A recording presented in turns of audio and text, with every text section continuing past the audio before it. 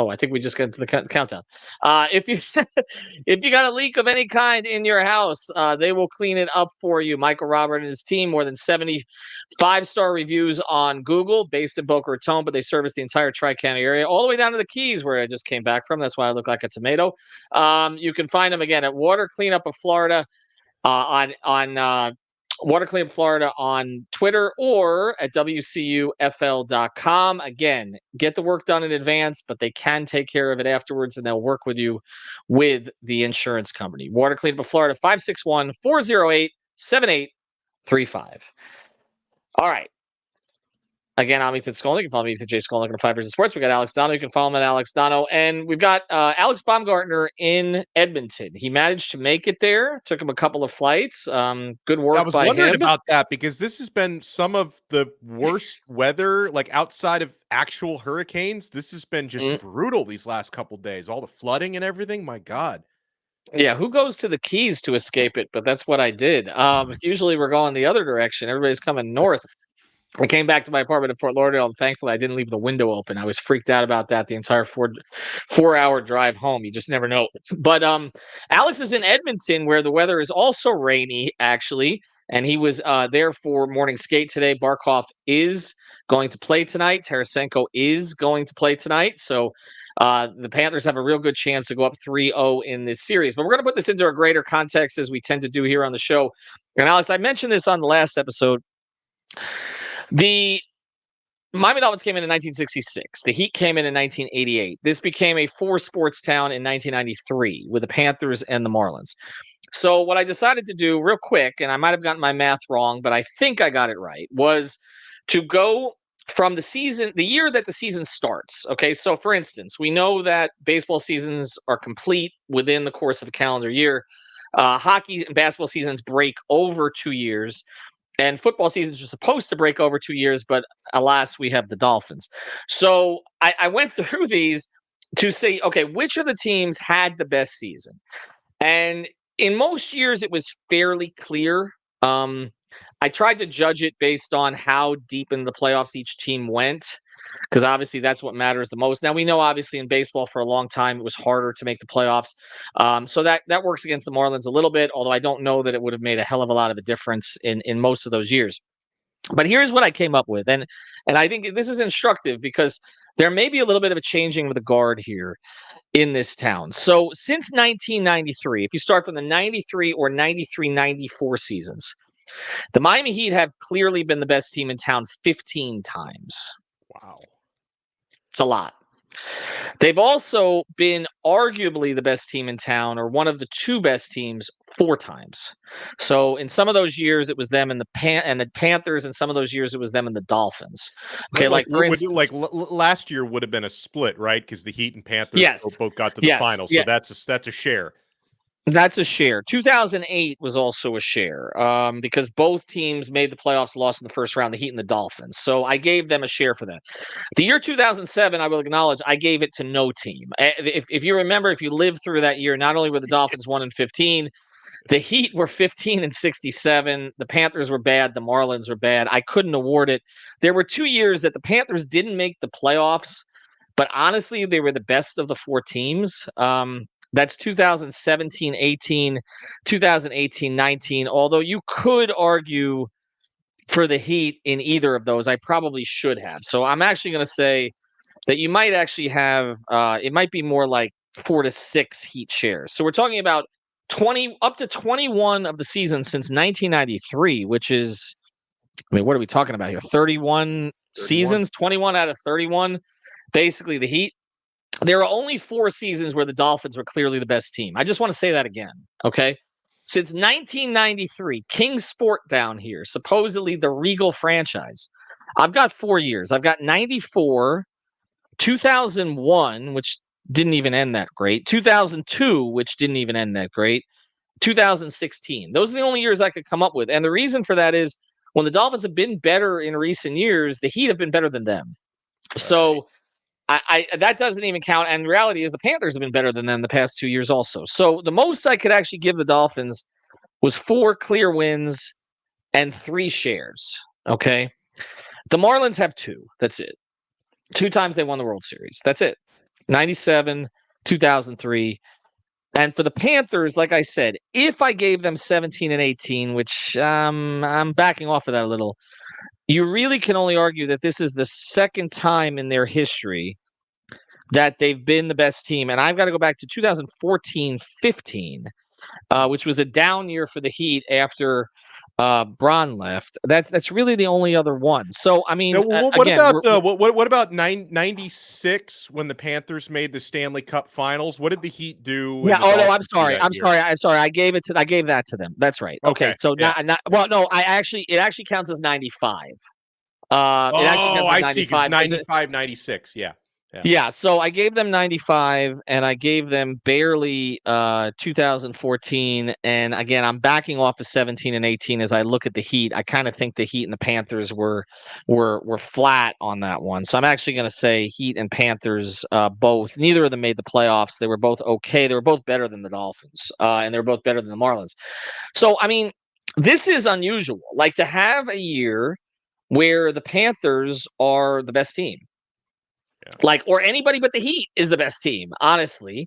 And so we talked about this in a previous episode, but is this significant to you? Like how much of a shift are we going to see in terms of fan attitudes, in terms of expectations, now that the Panthers have kind of emerged as I'm not downplaying what the Heat can do, but they've kind of emerged as, for right now, the class franchise this year. Well, and a couple thoughts on that. Number one is what the Panthers are doing, and it really, I guess you could say it started a couple years ago when they won the President's Cup, even though they didn't do anything in the playoffs that year. But then Stanley Cup Finals last year, they're back in the Cup Finals this year. What they're doing, it's not a flash in the pan, Ethan. Like it looks very sustainable, right? With the stability that comes, of course, from ownership, but mainly with Bill Zito as the GM. And hopefully long term with Paul Maurice, and you've got a young roster, and your most important players are locked in for the long term, which is big. So this team's not going anywhere. Like I'm not saying they win the Stanley Cup every year or anything like that, but the Florida Panthers, to me, they can. I don't know if they're going to do what the Heat have done, for the past almost 30 years that Pat Riley has been here. I don't know if they can sustain it nearly that long, but for the next 5-6 years, I don't think the Panthers are going anywhere. So what they're doing to me seems sustainable with this nucleus.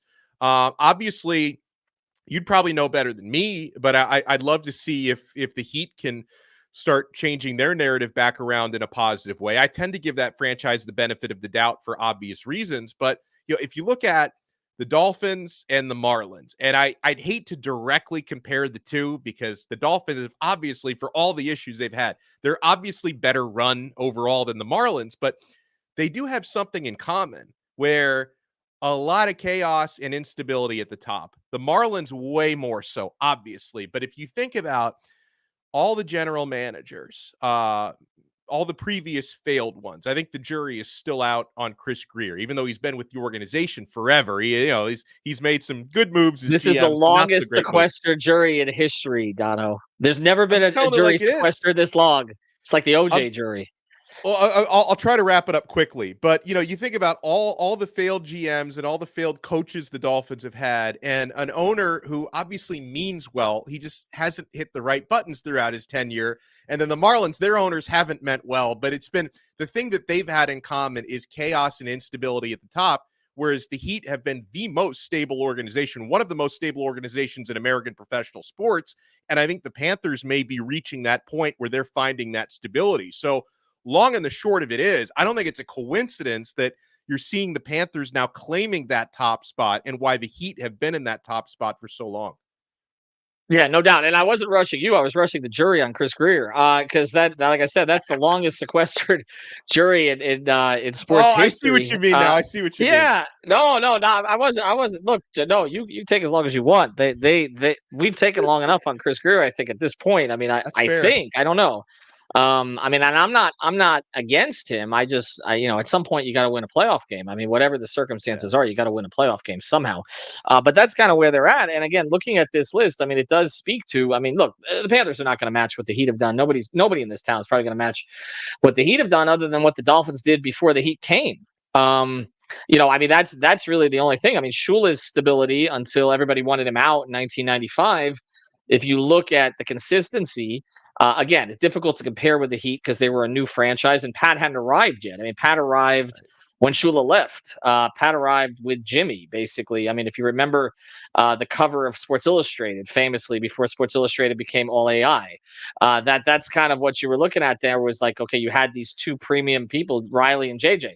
I did eat the Big Chill. I enjoyed it this past weekend, but JJ did not sustain success with the Dolphins quite like Pat Riley has with the Heat. So I'm not taking anything away from the Heat. I know that people are frustrated with the Heat right now because it looks like their arch nemesis is going to win a championship, and now Donovan Mitchell is going to resign, and their players are getting hurt in the offseason. I reported today Nikola Jovic has a sprained ankle. He's going to miss 2 weeks and may miss part of the Olympics. I mean, Heat fans are in a bad way right now. I get it, but I think we have to look at this and say, wow. I mean, talking about since 1993, that's even predates Pat. 15 times the Heat have been the best franchise in this town during a given calendar year, and 6 other times they were right there. Or they were 1 or 2, 1A, 1B. That's a tremendous accomplishment. But I am with you that it does seem like the sustainability for the Panthers going forward is different than it has been. There is no reason they're going to have to sell off players like the Marlins have. They've re-signed Zito. Zito got an extension. I think Maurice can coach longer if he wants to. Barkov, Forsling, Kachuk, 3 of their best players are signed. We've discussed that. And look, I mean, there are people disappointed today because there was supposed to be a watch party across the street from me at Iceplex, and the weather has prevented it. But like this town is juiced about this team. And look, are they going to relate to guys like Barkov like they related to LeBron and Dwayne? No. But I think the big difference here, Alex, is I think these 2 runs, these past 2 years in the playoffs, like people know their names now. That's different. Like that, the casual sports fan down here can name 2 or 3 Panthers, right? And I don't know that even when they were President's Trophy winners a couple of years ago that was the case. And that matters. And this, this is not even just a South Florida thing. I know people always love to, bandwagon, bad fans, all that. This can happen in any non-traditional hockey market where people are starting to pay attention to a sport that they maybe haven't cared about for the last 30 years. Like I've seen this happen before though, Ethan. Like I will, and you covered a lot of these games, I'm sure.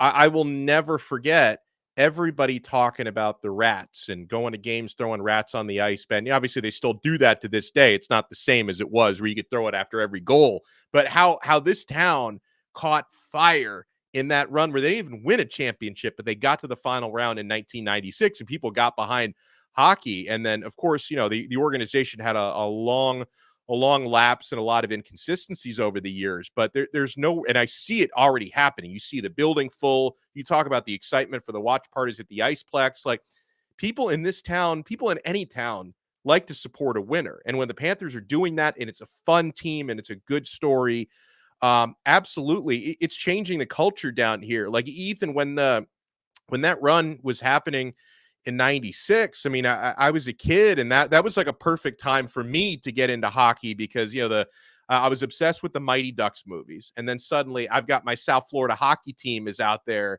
getting to the Stanley Cup finals. So it was great. And I see that sort of enthusiasm again. And, I wonder if they can build that type of fan equity that the Miami Heat have, because again, like people from, the generation that's a little bit younger than us, especially, have just ingrained in their minds, like the Heat have been the show down here. And of course, football's always going to be part of the South Florida culture. Like the Dolphins will never be irrelevant here because youth football, high school football is so prolific in this area that you cannot take football out of the DNA. But I don't know how much basketball was in the DNA down here before the Heat became so consistent, and it's very much a part of it here.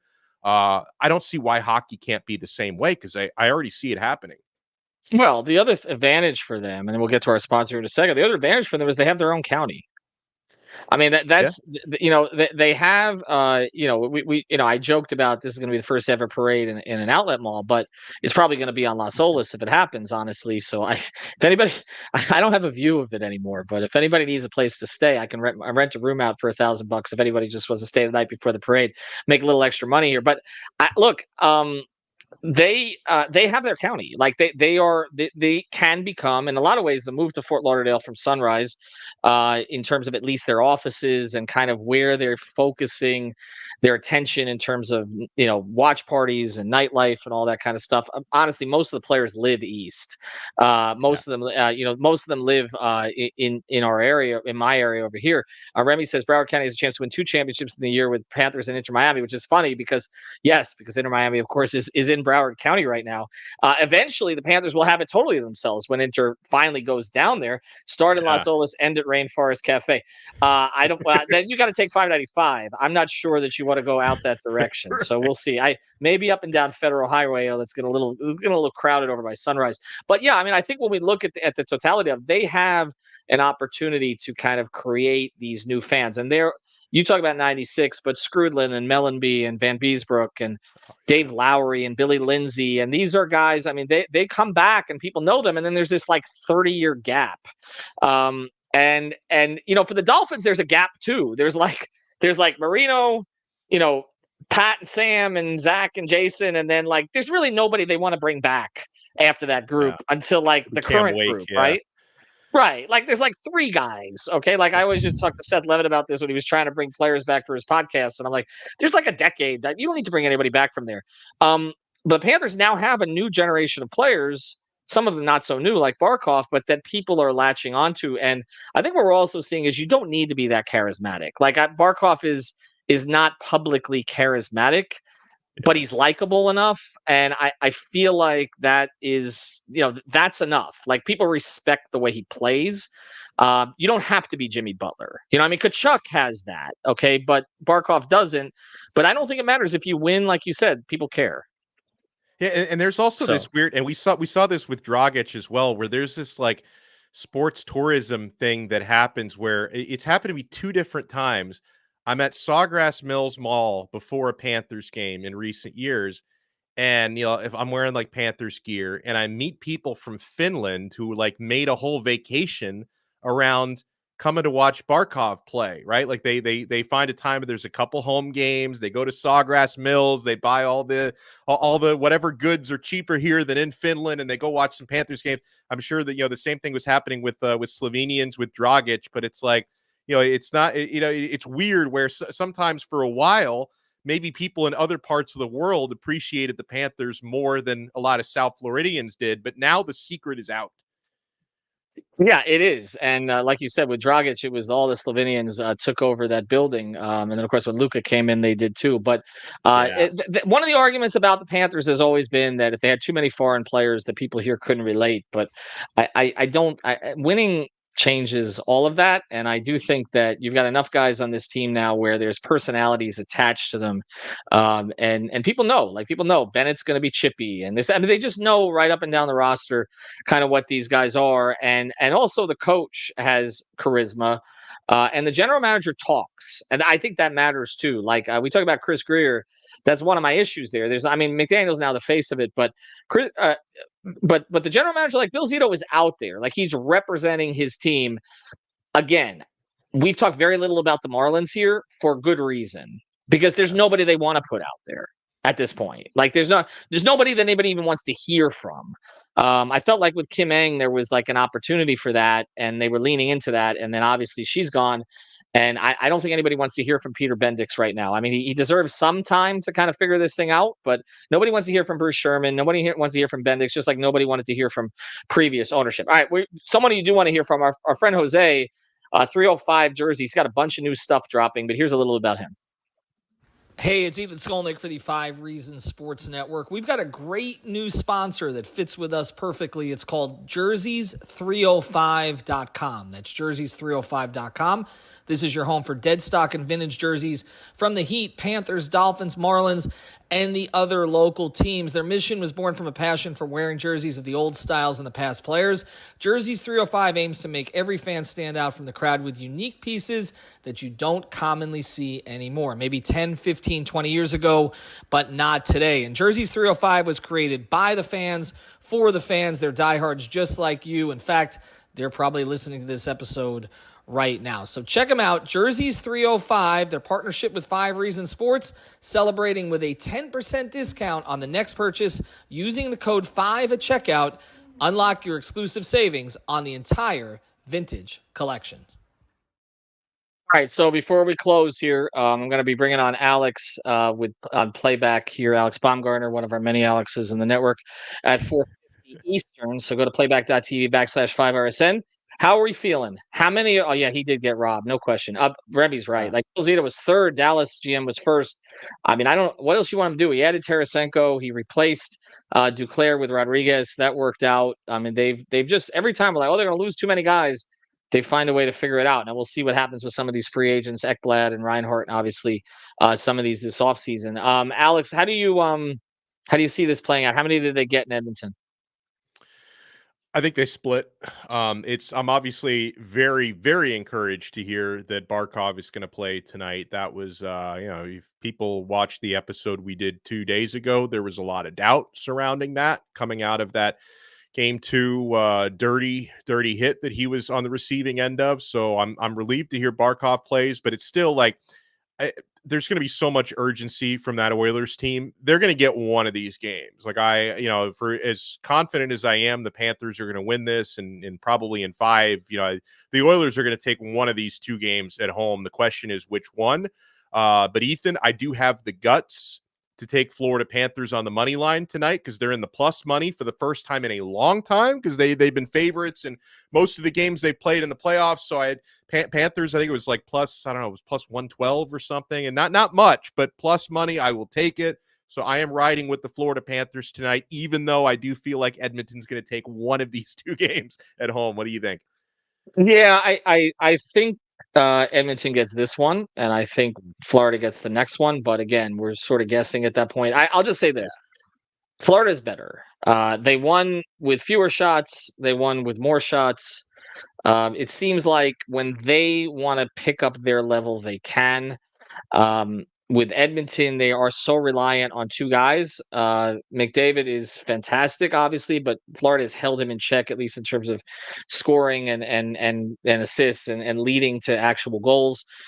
He's going to have a game, I think, because he's playing well. It's not that he's playing poorly; he's playing well, but he just hasn't really converted. So I think he gets a game in here, man. Probably will be tonight. I just think the desperation level will be there. And look, they say Barkov's fine and Tarasenko's fine, but you don't really know. I mean, let's see how that plays out. How many minutes Barkov actually gets tonight? Is he going to get his usual share or not? I might play that one under on Prize Picks, by the way. I have played that over and won it a couple times, but you could use the code 5 on that. And the Panthers just had like a very stressful travel situation too. Those are never good. I mean, they didn't know if they were going to get out. They finally got out. It's a long ass flight. Edmonton was in there a day earlier. They're resting at home. I kind of feel like this is. I appreciate you having the guts and playing it on Better Edge.